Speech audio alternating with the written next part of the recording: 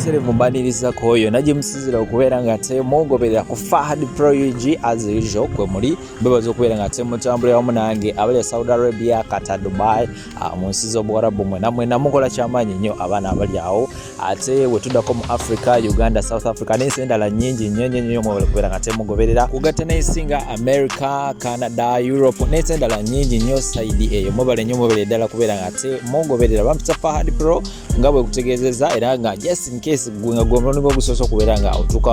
wano nkuwa entertainment news amawulire gekwatagana ku bantu baffe ba celebrities ate munene abatali ba celebrities naye nga anything akikola amawulire mangi kutuusaako omuntu omu yagenda n'agamba nti this life no balance ekyo nno gyali kitegeeza nti obulamu buno ate tebwenkanankana ojja kusanga saidi ewamu ng'abantu abamu bali mu ssanyu abalala bali mu nnaku abalala bali mu kwegayirira naye nga babakyaye bwe bityo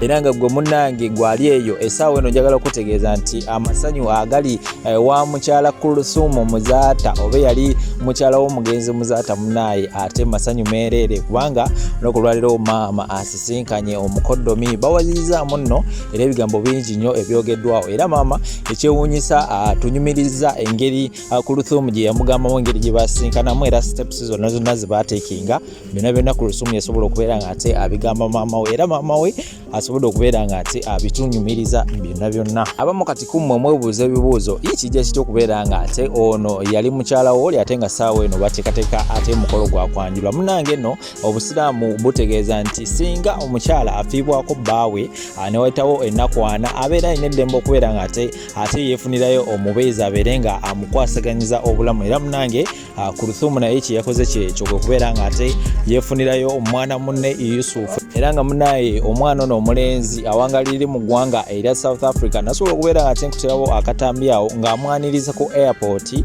nga baleese n'engoye ze bagenda okubeera nga ate bambala ku mukolo n'ebirala bingi nnyo nasobola okubeera nga ate bye batuusaako asuke kulekereko ate akatambi ka maama wa Kuluthum ng'ate atunnyonnyola engeri muwala we gye yamunnyonnyolamu engeri bano ababiri gye basinkanamu era kiki kye basookerako ddala okukola nga bakasinkana bingi nnyo biri awo mu katambi nga bwogenda okubeera nga obiraba naye in case tonaba okubeera nga subscribe ate notification bell giteekeko tubeere nga tutambulira wamu ffenna nkimanyi bulungi nesuuti kapati kiko osinza okwesunga ku mukolo ogwo kanzu mukolo olunaku osunze kwesunga kinyi nga bajjayo muko tumulese nsobola okulaba nti nga abantu bonna nga boogedde nti nno nagenda nga bwe twalonze abantu bano okukola enkolo bagenda okukwataganya buli omu field ye basuubira okukola ebirungi nsuubira omugole naye okuvaayo mu ssanyu abagole bonna okuba nga bali mu ssanyu n'abooluganda bonna n'ab'emikwano kubanga tukirindiridde omwaka mulamba newa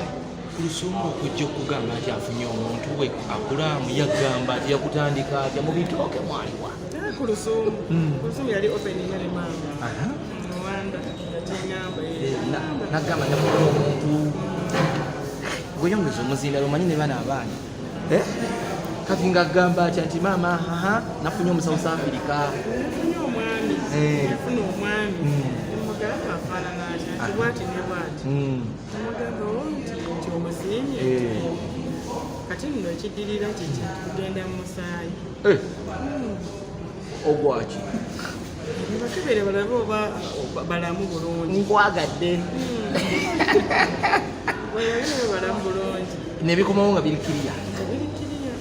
olwo tewamugamba nti opapye ennaku zibeera 40 kati omwaka bwe gwaggwawo nsuubira omwami oyo yamulaba mu bbanga eryo omwaka bwe gwawera abantu ne batandika okujja nga bamwetaaga ate kyewuunyisa abantu tebamanyi nti nno ddala kungi akira mwatwala Kuluthum bakyasindika bannange mwamugabye South Africa gonze alla bwatu bwe yageze sumukagende South Africa n'omu South Africa we kasita munnayuganda mama kankubuuza amazima sala Kuluthum oba wasikira agokyali muto ebyo simanyi munnange kati gwokimanyi gwosiga okitegeera sina kyakuddamu wagayi wakati wone Allah gwokimanyi gwomanyi okusinga gwomanyi okisinga omwana omuwadde ebintu tubirye tubirinde olunaku olwo. Assalamu alaikum warahmatullahi wabarakatuh.